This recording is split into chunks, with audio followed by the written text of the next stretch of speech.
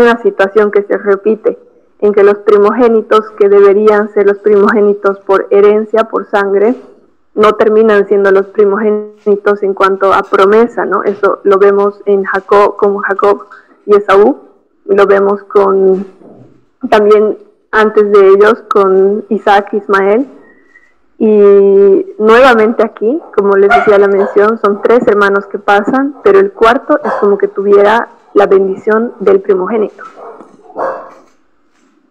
y porque él tiene el dominio y la autoridad sobre los hermanos, ¿no? Y bueno, las bendiciones que ahorita vamos a ir desarrollando. Bienvenidos a nuestra sección Diálogos sencillos, verdades profundas, donde hablaremos entre amigos sobre la palabra de Dios y cómo ésta transforma nuestras vidas. En este caso estudiaremos las 12 tribus de Israel. Disfruta, comenta y comparte. La semana pasada ha estado muy lindo, ya hemos hablado sobre la genealogía, hemos hablado sobre las madres y la cantidad de hijos que han tenido, un poco sobre los hijos, el nombre, el significado, muy poco, porque también vamos a profundizar cuando hablemos de las tribus. La semana pasada hemos hablado sobre Rubén, Simeón y Leví. Hemos hablado la semana pasada, ha estado muy hermoso porque ellos están estudiando la parte de la bendición y sobre qué simboliza esta bendición en el tema profético y espiritual para nosotros, ¿no? Estamos desarrollando un poco el significado en ese sentido. Entonces, por ejemplo, de Rubén hablaba mucho sobre la identidad de hijo, sobre ser escogidos desde antes y sobre recuperar la vista, la visión en ese sentido espiritual, ¿no? Después hemos analizado también cómo es recuperar también el oír. Toma la identidad Simeón, la identidad para unirse a Judá, y esto cumple también una misión muy importante, en la cual después vimos cómo le da como una honra también a esta bendición que no había sido tan buena por parte de su padre, ¿no? Pero termina siendo honrosa al unirse con esta otra tribu, ¿no? Vimos también el tema de Leví y cómo él tuvo una bendición, ¿no? Con el padre, pero vimos cómo, además del territorio, cómo se recupera de esto con el sacerdocio que se le entrega después. Entonces ellos terminan siendo la única tribu que da, en su momento cuando todos adoraban a Baal, ellos deciden apartarse, y cómo esto les da algo honroso de parte de Dios al ser levitas y sacerdotes, ¿no? A ser un pueblo sacerdotal. Entonces vamos a comenzar con Mafe ahora, que va a continuar con este estudio. Arrancando con la tribu de Judá, vemos en lo que ya habíamos visto previamente acerca de dónde surgen los nombres, ¿no? Cómo surgen estas tribus y los nombres que tienen. En Génesis 29:35 dice: concibió otra vez y dio a luz un hijo y dijo: esta vez alabaré a Jehová. Por esto llamó su nombre Judá y dejó de dar a luz. Quiero que pongan un pin mental, por favor, en esta parte, porque es de lo que se va desarrollando todo el cumplimiento de claro, como lo que estamos viendo, ¿no? Es el cumplimiento de la esencia misma de esta tribu. Y bueno, otra cosa que quiero que también se tome en cuenta es que nuevamente esta tribu, como había dado el preámbulo, en el preámbulo Tutsi, vemos que son 3 hermanos que pasan antes de Judá. Judá es el cuarto, pero de los 3 hermanos ninguno de ellos tiene una bendición, podríamos decir, realmente positiva, y mucho menos de la dimensión que tiene la bendición de Judá, que es el cuarto hijo. Entonces, yendo al origen del nombre, podemos ver que la palabra podemos hallar de esta concordancia, que es Yahudá, y significa alabar, dar gracias o confesar. Bueno, aquí ya en el desarrollo en esta concordancia explican cómo se puede ver literalmente usar, como en el sentido de extender la mano físicamente tirar una piedra o una flecha, y se utiliza en el contexto especialmente para reverenciar o adorar con las manos extendidas. Entonces, hay varios términos que utiliza la palabra en las escrituras en el Antiguo Testamento que hablan también acerca de formas de alabanza, de adoración, pero esta es la única que tiene ese sentido de que la forma es extender las manos hacia arriba en esta manera de reverencia, de adoración. Y bueno, como veíamos, también está este sentido de hacer confesión, de confesar. Y bueno, más abajo nuevamente dice dar gracias o estar agradecido en acción de gracias. Entonces esa es la profecía para Judá, que la encontramos en Génesis 49 del 8 al 12. Vamos a ir desglosando cada uno de los versículos, y aquí ya en una lectura general, como pueden ver están los 12 y los veremos ahorita poco a poco. La primera, el versículo 8, dice: Judá, te alabarán tus hermanos, tu mano en la cerviz de tus enemigos. Los hijos de tu padre se inclinarán a ti. Judá, como habíamos dicho, es este verbo de Yahvá. Y aquí, en esta parte de la profecía, interesantemente, el Señor aplica como un juego de palabras. Aquí dice Judá te Yahvá, de nuevo en este mismo uso de la palabra. Como ven, la concordancia es Strong H3034, y aquí vemos que la misma palabra, que es el nombre mismo, está utilizando como en la explicación del accionar, ¿no? Del verbo, del mismo uso en su acción. Judá, tus hermanos, te alabarán tus hermanos. La palabra utilizada más abajo dice tu mano en la cerviz de tus enemigos. Si ven, la palabra mano está utilizando esta palabra que es yad. Esa es la palabra para mano que se utiliza en este caso. Entonces, esta palabra tiene una connotación que significa poder, fuerza, potencia. Entonces, en sí misma, el mismo sentido del uso de la mano es como una mano de poder. En la cerviz de tus enemigos es como que vuelve a recalcar, da mayor profundidad a ese sentido de Judá siendo como el que sostiene en dominio, ¿no? En fuerza, en potencia. Dice tu mano, tu yad, en la cerviz de tus enemigos, y dice los hijos de tu padre se inclinarán a ti. Entonces, nuevamente, como habíamos visto en el caso, por ejemplo, de antes, José mencionó en las clases anteriores, por ejemplo, cómo había esta figura y bueno, habíamos estudiado también con Pablito Cami, de que hay una situación que se repite, en que los primogénitos, que deberían ser los primogénitos por herencia, por sangre, no terminan siendo los primogénitos en cuanto a promesa, ¿no? Eso lo vemos en Jacob y Esaú, y lo vemos también antes de ellos con Isaac e Ismael. Y nuevamente aquí, como les decía la mención, son 3 hermanos que pasan, pero el cuarto es como que tuviera la bendición del primogénito. Y porque él tiene el dominio y la autoridad sobre los hermanos, ¿no? Y bueno, las bendiciones que ahorita vamos a ir desarrollando. Entonces continúa en el versículo 9 con cachorro de león, Judá.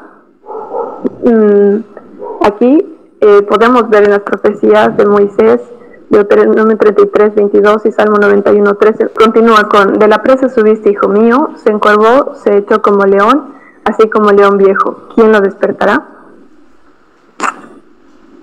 A ver, yo tengo aquí el Deuteronomio 33, 22, que dice: Adán dijo, Dan es cachorro de león, que salta desde Basán. ¿Y alguien puede ver Salmo 91, 13 o alguien lo tiene?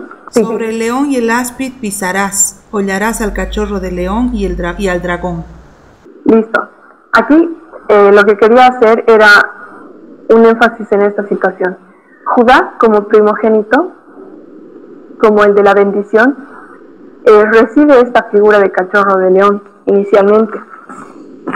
Pero, si ustedes ven, el siguiente hermano, que es Dan, de repente aparece tomando esta esencia, esta figura de cachorro de león. Y en Deuteronomio 33, y en el Salmo 91 ya vemos como aún en esta misma figura hay una amenaza sobre ella. Y luego vamos a ver más adelante, aquí en Daniel 7, del 3 al 7, si alguien podría ver esa parte, por favor. Dice, y 4 bestias grandes, diferentes la una de la otra, subían del mar. La primera era como león y tenía alas de águila. Yo estaba mirando hasta que sus alas fueron arrancadas y fue levantada del suelo y se puso en hiesta sobre los pies a manera de hombre, y le fue dado corazón de hombre. Y he aquí otra segunda bestia, semejante a un oso, la cual se alzaba de su costado, más que del otro, y tenía en su boca 3 costillas entre los dientes. Y le fue dicho así: levántate, devora mucha carne. Después de esto miré, y he aquí otra, semejante a un leopardo, con 4 alas de ave en sus espaldas. Tenía también esta bestia 4 cabezas, y le fue dado dominio. Después de esto miraba yo en las visiones de la noche, y he aquí la 4ª bestia, espantosa y terrible, en gran manera fuerte, la cual tenía unos dientes grandes de hierro, devoraba y desmenuzaba, y las sobras holladas sobre sus pies, y eran muy diferentes de todas las bestias que vi antes de ella, y tenía 10 cuernos. Perfecto. Aquí, en esto que acaba de leer Tutsi, como ven, la palabra menciona 4 bestias, y empieza en la visión de Daniel, que sabemos que es una visión profética para un cumplimiento más adelante. Y la primera bestia que aparece dice, como león. Y de ahí continúan las otras 4 y sus descripciones. Y luego las vemos nuevamente en un paralelismo en Apocalipsis. En Apocalipsis 13, desde el versículo 1, empieza a relatar nuevamente las características de estas bestias que había visto Daniel, pero ya en un conjunto. Entonces se los leo aquí en breve. Dice Apocalipsis 13:1: me paré sobre la arena del mar y vi subir del mar una bestia, que tenía 7 cabezas y 10 cuernos, y en sus cuernos 10 diademas, y sobre sus cabezas un nombre blasfemo. Y la bestia que vi era semejante a un leopardo, y sus pies como de oso, y su boca como boca de león. Y el dragón le dio su poder, y su trono, y grande autoridad. Aquí esta bestia empieza a recibir adoración. Más adelante desde el versículo 4, pueden leerlo. Luego empieza a verse una figura de que el dragón, como le da una autoridad también, la bestia dice en el versículo 4, por ejemplo, y adoraron al dragón que había dado autoridad a la bestia, y adoraron a la bestia, diciendo, ¿quién como la bestia y quién podrá luchar contra ella? Entonces, nuevamente aquí lo que quería resaltar es como el escogido de Dios en cuanto a la palabra, a la profecía que él suelta desde esta tribu de Judá, tiene esta esencia de león, tiene esta potestad, esta autoridad y este vínculo con la adoración y la alabanza, pero como inmediatamente, porque Deuteronomio es una siguiente bendición que se vuelve a soltar a los mismos nombres de las tribus, ya hay una distorsión, es decir, como empieza a haber como una figura de imitación al diseño original que era en este cachorro de león, en este cumplimiento, como otro león, pero eso sí un intento de león, y que en ese mismo intento busca tomar de las mismas características, adoración y autoridad, ¿no? Y bueno, más adelante dice, en este versículo dice, se encorvó, se echó como león, así como el león viejo. ¿Quién lo despertará?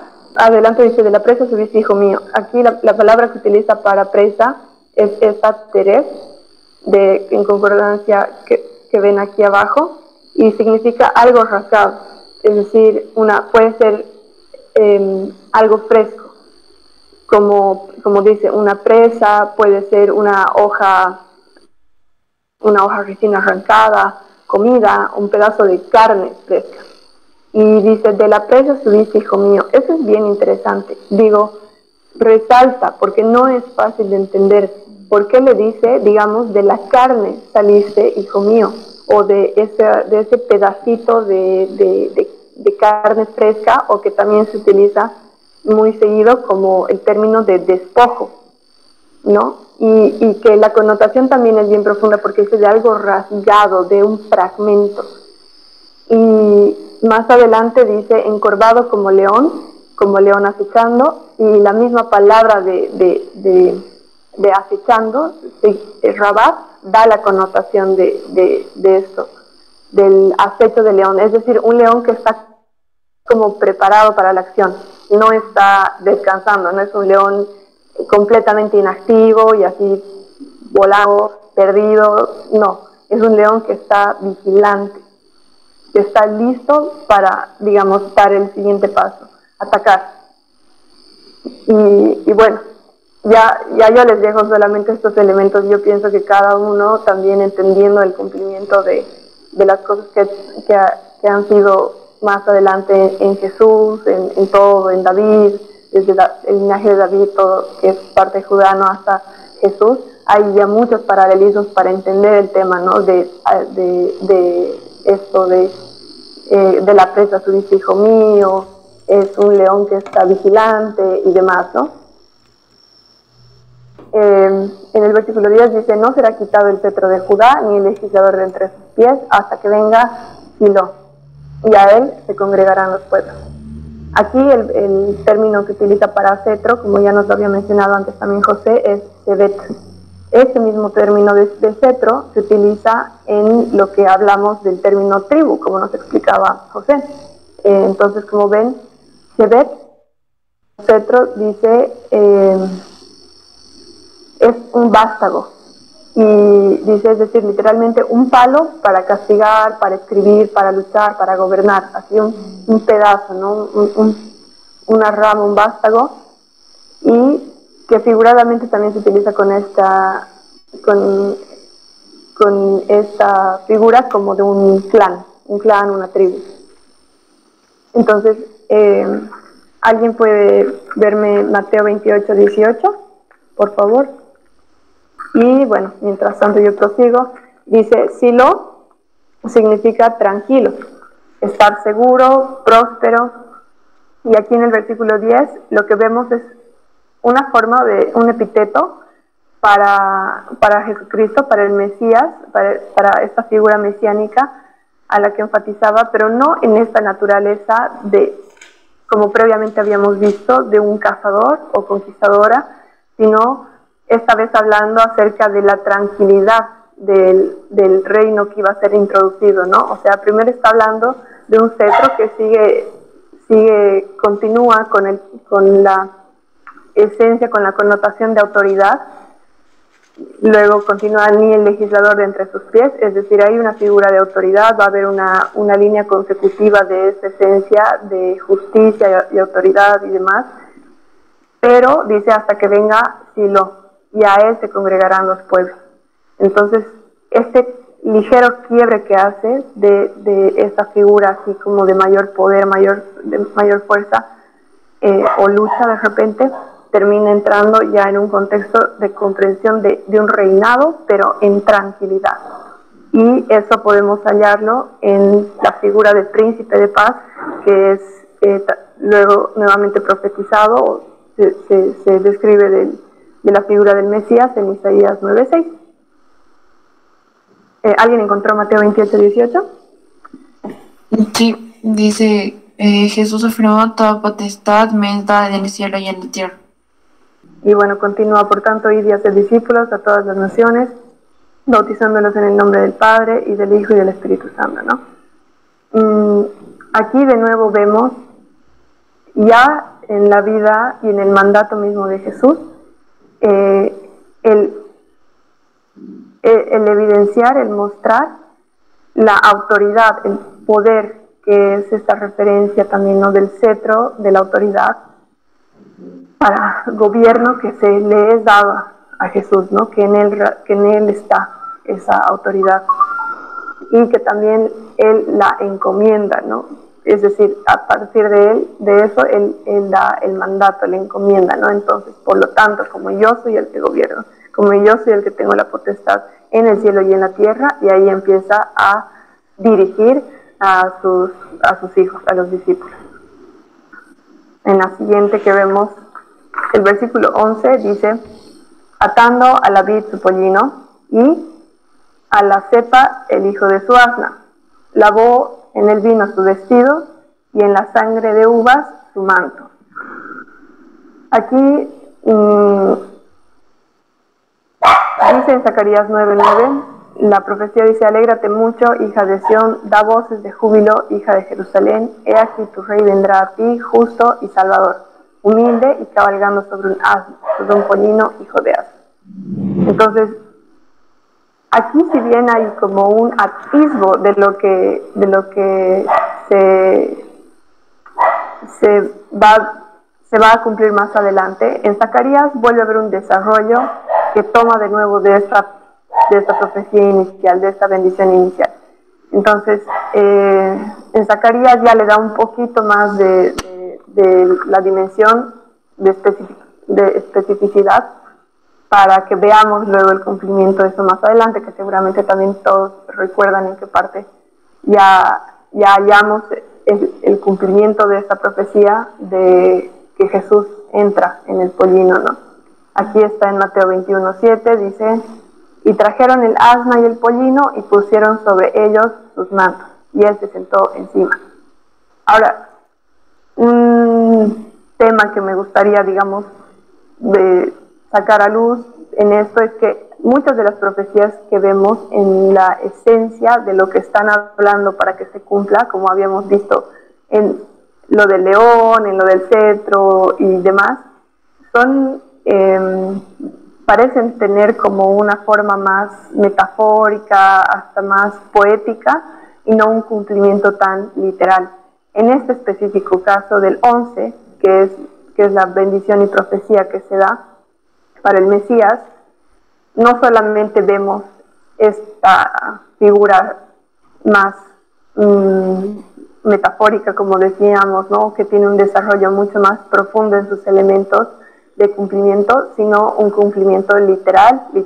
Es decir, Jesús, además de los simbolismos que tenían el que haya hecho todo esto en un pollino y una asna, él fue montado en el pollino y la asna, como decía esta profecía, esta bendición. Entonces aquí, bueno, vamos a extendernos en esta, porque como les digo, tiene un cumplimiento literal. Y los símbolos, cuando son cumplidos con una literalidad así más presente, seguramente se cumplen porque cargan un mensaje bastante importante también, ¿no? Entonces, es decir, Jesús realiza esto para que se vea cómo así Él, como Dios, ¿no?, habiéndose hablado algo tantísimos años atrás, antes de su asomo de existencia física, ya cuando existe físicamente, Él lo cumple, ¿no? Y eso nos da cuenta, nos da una dimensión de realmente dónde te pierdes, ¿no? Algo que no está en tus manos controlar. Si es que eres un simple ser humano, no puedes llegar a cumplir algo dicho de esa manera, ¿no?, así en las fuerzas personales, sino ya Dios muestra ahí su poder realmente para lograr concretar estos elementos de una manera práctica, así completamente práctica. Y aquí, ya viendo un poco acerca de los elementos, dice, aquí tenemos estos elementos acerca de la vid, el vino, la sangre, elementos como los mantos o vestidos. Y para entender, además de del cumplimiento práctico, como les decía, el cumplimiento literal, Vemos también más adelante la presentación de Jesús y la relación de Jesús en muchos de estos elementos. Y por ejemplo, como en Juan 15, del 1 al 5, dice: yo soy la vid y vosotros los pámpanos. El que permanece en mí, yo en él, este lleva mucho fruto, porque separados de mí, nada podéis hacer. Entonces, si volvemos a leer el versículo 11, dice: atando a la vid, y asumamos, reemplacemos vid por Jesús, ¿no? Y atando a Jesús, su pollino. Y a la mejor cepa, el hijo de su asna. Dice, así como la asna fue la madre de pollino, ¿no? El asna fue la madre del pollino. Nosotros también vemos como que hay unos hijos de la promesa. Y que son, y terminamos siendo todos los que estamos en la fe en Cristo. Que esos son, como vemos más adelante, los hijos de la promesa, ¿no? Dice, son los hijos de las madres por la fe. Vemos estas madres de la fe desde Sara hasta María. La iglesia de Cristo es la heredera de la promesa a Sara, por ejemplo, desde que se arranca, como los padres de la fe, Abraham y Sara. Esta madre de fe, madre de la fe, en Sara que inicia, es esa figura del asna, ¿no? El asna cuyo hijo, cuyo fruto, cuyo pollino, más adelante viene a cumplirse en Jesús mismo y en todos los que están en Jesús. Por eso dice, yo soy la vid, y ustedes, los que permanecen en mí, llevan ese fruto. Separados de mí nada pueden hacer. Entonces en Gálatas 3:29 dice, y si vosotros sois de Cristo, ciertamente linaje de Abraham. Ahí podemos ver, digamos, la figura de esta asna, a la que hace referencia, ¿no? La que es este inicio, este fruto, este arranque de la fe, en la que después se va desarrollando tantas otras historias a través de todos los que en fe se han mantenido en la promesa y en la convicción de lo que Dios decía hasta el cumplimiento de Cristo, y de ahí hasta más adelante, ¿no?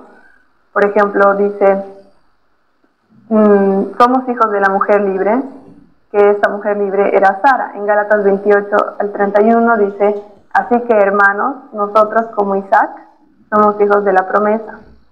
En esta porción del versículo 28 y del versículo 31 dice, de manera, hermanos, que no somos hijos de la esclava, sino de la libre. Entonces ahí vemos esta figura, no este vínculo, de que hay una simiente de fe que inicia desde Abraham y Sara y continúa, lo vemos también como otra madre de la fe hasta María, y de ahí en adelante nosotros y Jesús, que es el fruto de la consumación misma del plan de Dios, y todos los hijos suyos que, como dice, están en la vid, los que están atados, los que permanecen en él. Entonces, aquí la versión de la Reina Valera no dice, si se fijan en esta parte, y a la mejor cepa, van a encontrar como, y a la cepa el hijo de su asna. Pero he puesto esta palabra mejor entre corchetes para que puedan entender un poco que este es el sentido en el que en otras traducciones también se nota, o en el término mismo, el sentido de enrojecimiento. Es decir, esta cepa de la que se está hablando, este término que se utiliza, se está hablando de uvas moradas, que son las más ricas. Es decir, no es simplemente una cepa o un tipo de uva, sino es la mejor cepa, lo mejor que tiene el Señor, que tiene Dios. Nos hace ver aquí en esta palabra que es esa esencia, el vino selecto o el vino más noble. Después tenemos el término para vestidos, que en la concordancia de Strong, la pueden ver aquí, esta palabra, en esta concordancia Strong, haya que es como un eufemismo para referirse a una esposa, es decir, que habría un vínculo en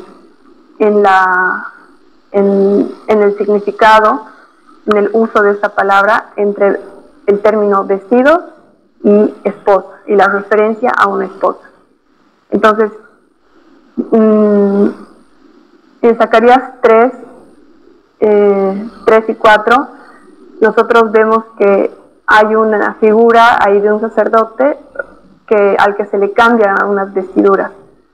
Y estas prendas que se cambian, que son cambiadas de unas prendas sucias, es utilizado este término que estamos viendo aquí, que hace la alusión a la esposa, ¿no? Es decir, de estos vestidos que antes estaban mal, les son cambiados en esta escena que vemos aquí en la profecía. Y aquí continuando, en Levíticos 16:6, dice, y Aarón ofrecerá su becerro de la ofrenda por el pecado, por sí mismo y por su casa. Aarón, que era un hombre, que era un humano imperfecto y necesitaba la sangre para ser purificado por los rituales que el Señor explicaba en Levíticos, desde Levíticos. Entonces, el ritual que él cumplía era para la limpieza de sí mismos y de su casa, porque estaban ahí dando las bases para todo lo que como sacerdocio levítico, como casa de Leví, tenían que hacer los levitas.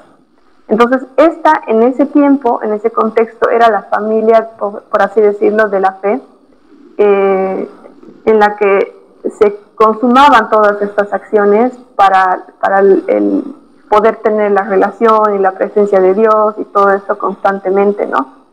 Una vez que eso ya queda cumplido y cerrado como sistema de rituales, nosotros sabemos que para nosotros el que completa todo y el que cumple la voluntad de Dios para establecer su iglesia, la casa de Dios, es Jesús. Y aquí lo que hace Jesús en todo este mismo ritual de ofrecer, de llevar una ofrenda y demás, que es lo que él hace es ofrecerse a sí mismo, sin haber sido un pecador imperfecto, a diferencia de Aarón y de todos los levitas, los sacerdotes que eran hombres. El ofrecerse a sí mismo de Jesús por su casa, para establecer esta casa, lo hace por la iglesia, que sabemos que es la esposa. Entonces, aquí lo que vemos en esta figura del lavamiento de los vestidos que se hace es nuevamente que el lavamiento en realidad, el poder tener la limpieza y la purificación de esto, no es solo para uno mismo en estos figuras, ¿no? Si los varones, Aarón y Cristo, sino por la casa de ellos también, ¿no? La esposa y los hijos. Entonces, nuevamente volvemos a ver el vínculo de el elemento vestidos y esposa. Entonces, aquí también más adelante podemos recordar y ver que las vestiduras de las que se habla no cubrían la cabeza, sino los miembros del cuerpo.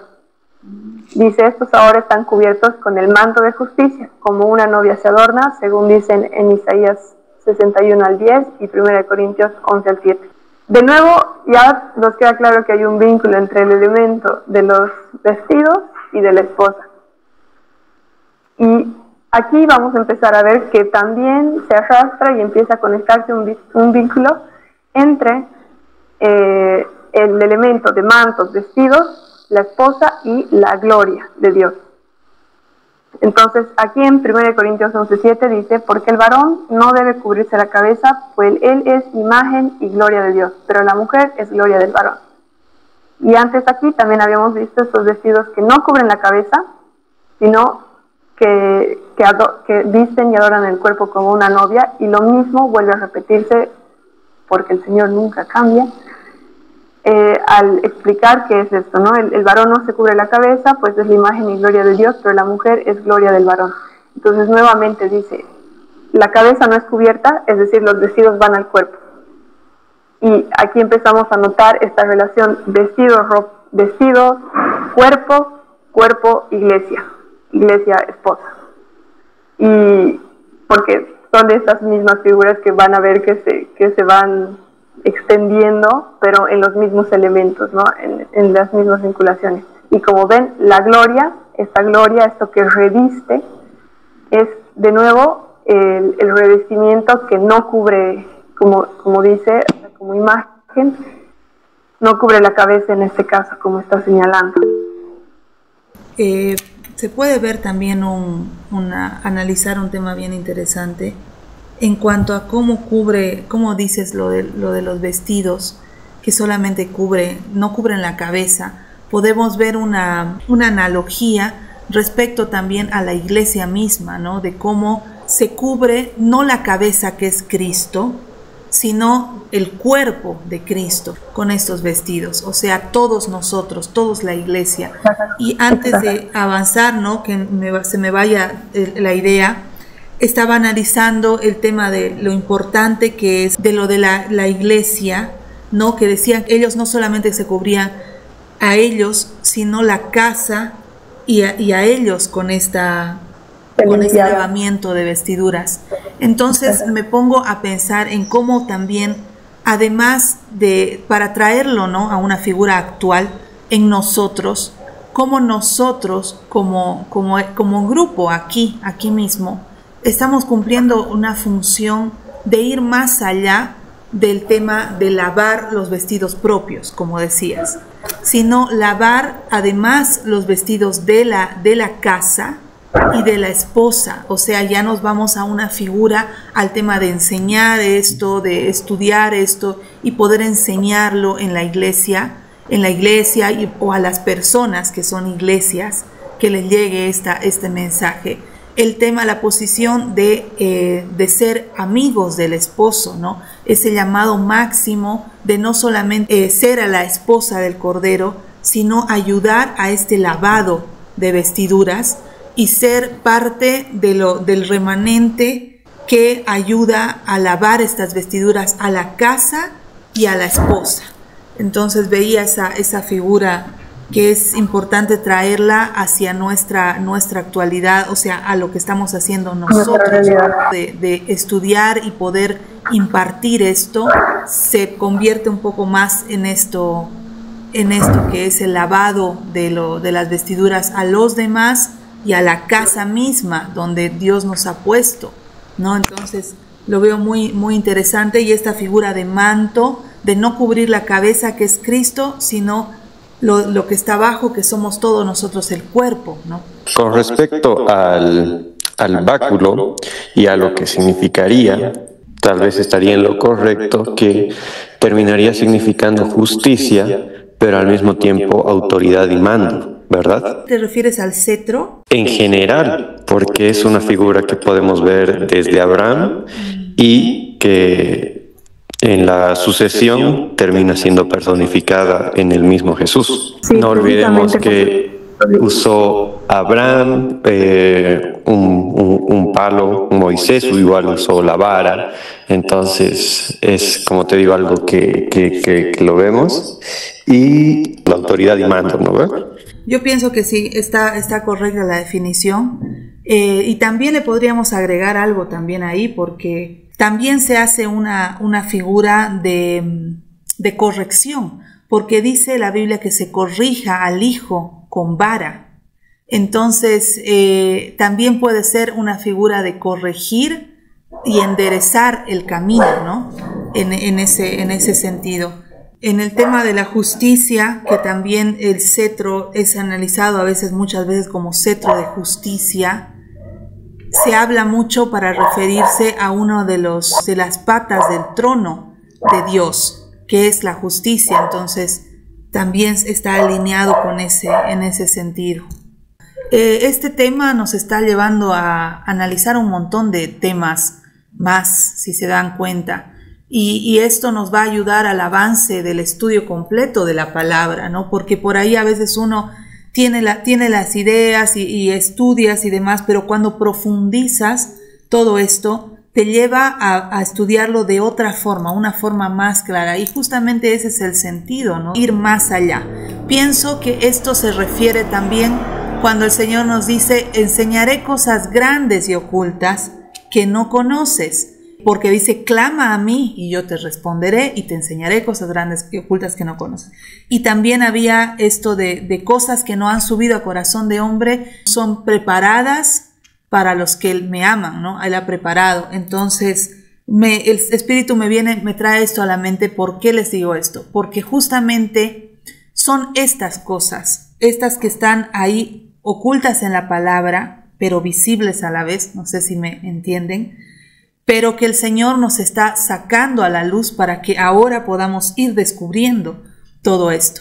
Entonces, no solamente podría referirse a un misterio o una revelación que nunca Dios ha revelado, porque la palabra dice que nada se saldrá de la Biblia, todo lo que está en la palabra es y nadie le quitará ni un punto, ni una coma, ni añadirá, pero hay cosas que están entre líneas, que están, por ejemplo, en estas cosas que vamos leyendo y los simbolismos y los significados nos llevan más allá a poder descubrir cosas que no hemos conocido y que no hemos visto. Lo que se habla de la palabra logos y rema, ¿no? La palabra logos es la palabra escrita y la palabra rema es la palabra revelada que sale del logos. Entonces es interesante cómo como grupo podemos ir desmenuzando estas cosas e ir entendiendo todas las cosas ocultas que están escondidas, pero van a salir a revelación en este tiempo. Cristo estaba ya destinado a salir de esta tribu. El león de la tribu de Judá estaba destinado a salir de esta tribu, y cómo la bendición que le da el Padre a su Hijo, cómo refleja cada detalle a Jesús.